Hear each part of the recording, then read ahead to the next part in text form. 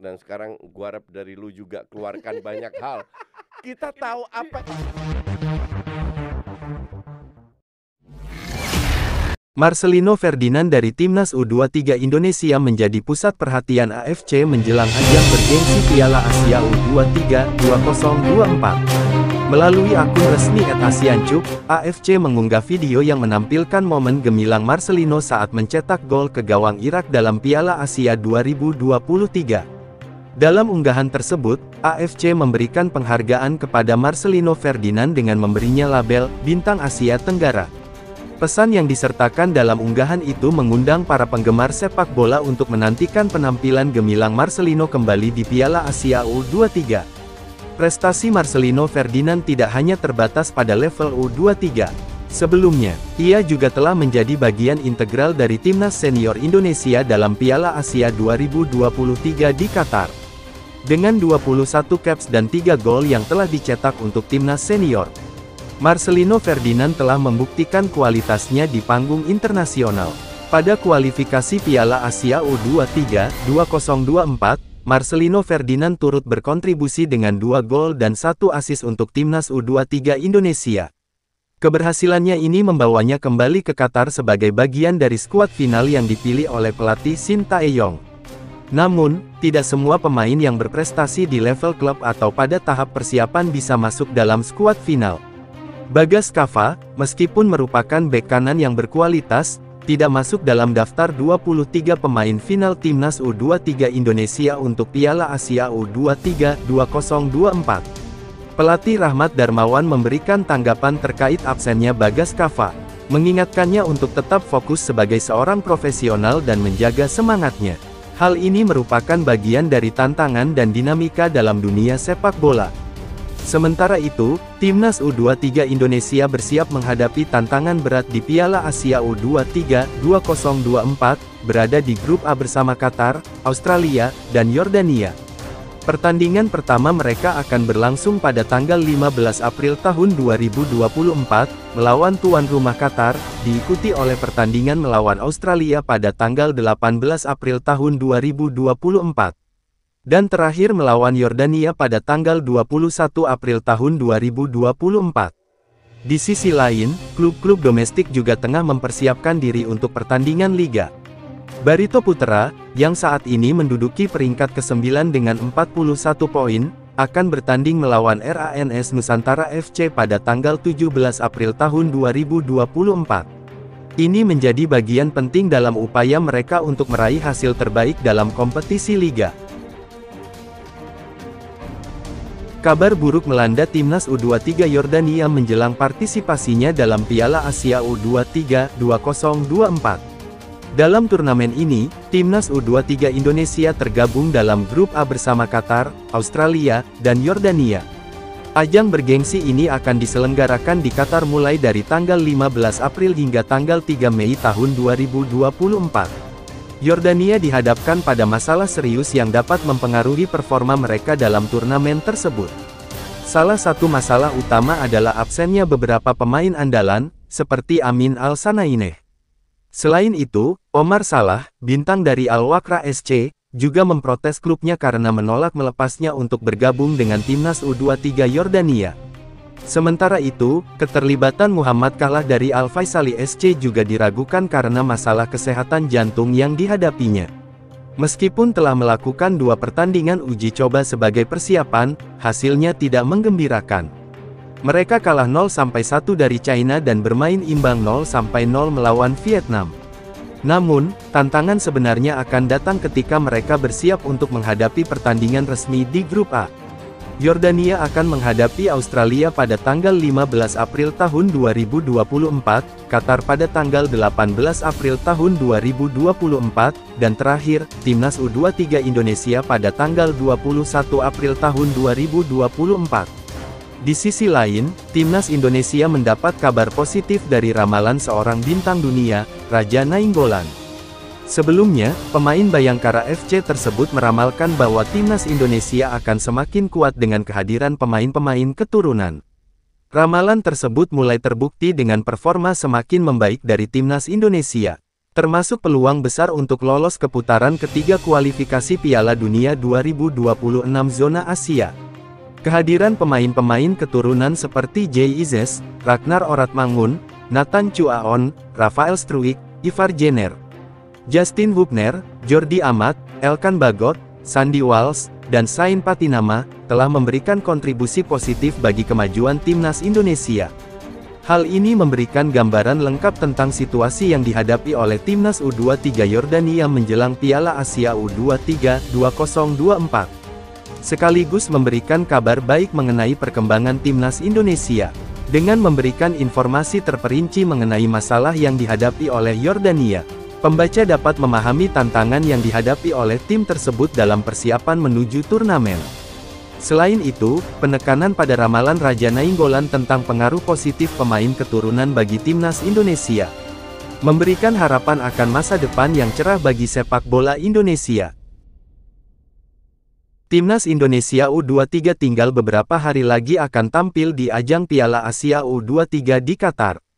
Meski bermain di luar negeri, skuad Garuda Muda tidak akan sendirian dalam perjuangannya.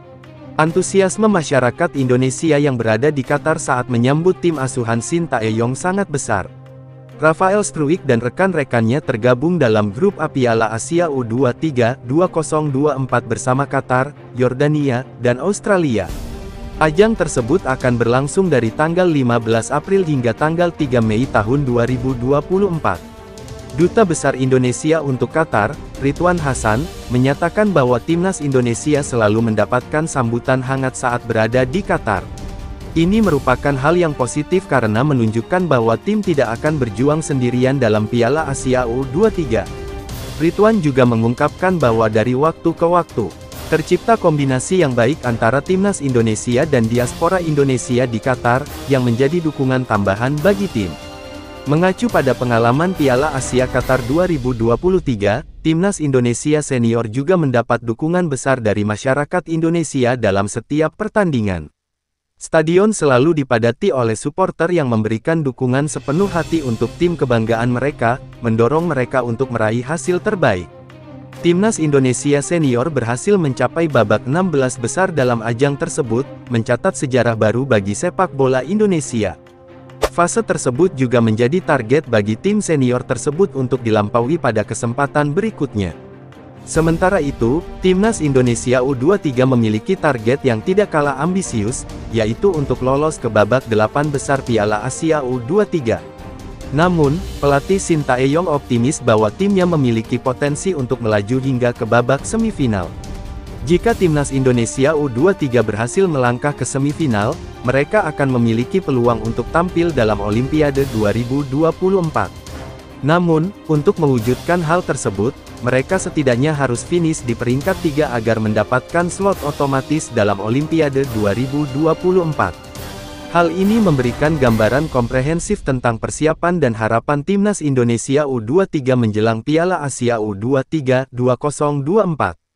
Dengan menyajikan informasi tentang dukungan yang diterima oleh tim dari masyarakat Indonesia di Qatar, dapat memahami betapa pentingnya dukungan tersebut dalam meningkatkan semangat dan performa tim. Selain itu, penekanan pada target dan optimisme pelatih Sintayong memberikan harapan akan pencapaian yang gemilang dari timnas Indonesia dalam kompetisi tersebut. Ketua Umum PSSI, Erick Thohir, baru-baru ini membagikan foto saat bertemu dengan Emil Audero Mulyadi. Dalam foto tersebut, keduanya terlihat sedang bersalaman. Peristiwa ini menarik perhatian karena sebelumnya Ketua Umum PSSI sering memberikan isyarat bahwa bersalaman bisa menjadi kode untuk kesepakatan dengan pemain keturunan yang bersedia membela timnas Indonesia. Spekulasi semakin berkembang karena Emil Audero sendiri memiliki darah Indonesia. Erick Thohir memberikan apresiasi pada Emil yang saat ini bermain untuk klub asal Italia, Inter Milan. Kedekatan khusus juga terlihat karena Erick pernah menjabat sebagai presiden Inter Milan.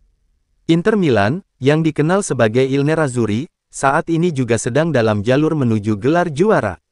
Bertemu dengan Emil Audero, pemain berdarah Indonesia yang lahir di Mataram dan saat ini membela Inter Milan. Dukungan saya selalu untuk Emil dalam perjalanan karir dan tentunya upaya meraih Scudetto tahun ini bersama klub kesayangan, tulis Erick Thohir di laman Instagram pribadinya. Namun, isu terkait naturalisasi Emil sempat mencuat pada awal April lalu ketika ia mencantumkan bendera Indonesia dan Italia di biografi Instagramnya. Arya Sinulinga, anggota Komite Eksekutif Ekskop PSSI, menanggapi bahwa hal tersebut merupakan ungkapan kebanggaan dari sang pemain dan belum ada tindak lanjut terkait naturalisasi. Timnas Indonesia sendiri masih menunggu satu kiper untuk memperkuat skuadnya, yaitu Maarten Paes. Namun, proses naturalisasi Paes bersama Tom Haye dan Ragnar Oratmangun ditunda karena Paes sempat tampil untuk Timnas U21 Belanda pada ajang kualifikasi Piala Eropa U21 2021. Ketika usianya sudah melebihi 21 tahun. Kasus ini sedang dibahas di Pengadilan Arbitrase Olahraga (CAS). Karena regulasi FIFA yang memungkinkan seorang pemain berganti dan bermain untuk tim nasional lainnya jika berusia di bawah 21 tahun. Hal ini memberikan gambaran lengkap tentang pertemuan antara Ketua Umum PSSI, Erick Thohir, dan Emil Audero Mulyadi, serta spekulasi seputar potensi kesepakatan antara PSSI dan pemain keturunan. Dengan menyajikan informasi yang detail mengenai konteks pertemuan dan isu naturalisasi yang berkembang, dapat memahami dinamika yang terjadi di belakang layar dalam upaya memperkuat skuad Timnas Indonesia. Selain itu, penekanan pada proses naturalisasi Maarten Paes juga memberikan gambaran tentang tantangan yang dihadapi dalam mencari pemain berkualitas untuk memperkuat timnas. Kabar gembira untuk Timnas Indonesia. Sebuah video call antara staf ahli Menpora, Hamdan Hamedan, dan Dean Zandbergen telah memunculkan spekulasi apakah pemain tersebut akan segera memperkuat Timnas Indonesia. Dalam konteks ini, Timnas Indonesia tengah mencari penyerang berkualitas untuk meningkatkan performa mereka di lapangan. Sebelumnya, muncul kabar bahwa PSSI tengah mendekati penyerang FC Utrecht, Ole Romeni.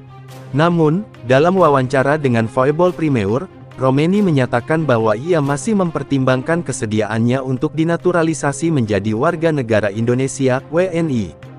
Hal ini menimbulkan pertanyaan dari pecinta sepak bola tanah air mengenai siapa penyerang yang akan segera dinaturalisasi.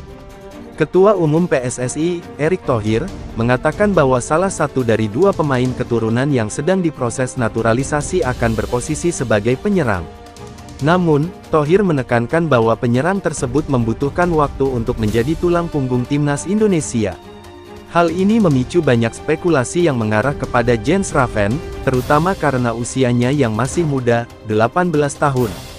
Dan pertemuannya dengan pelatih Timnas Indonesia, Shin Tae-yong, pada awal Maret tahun 2024.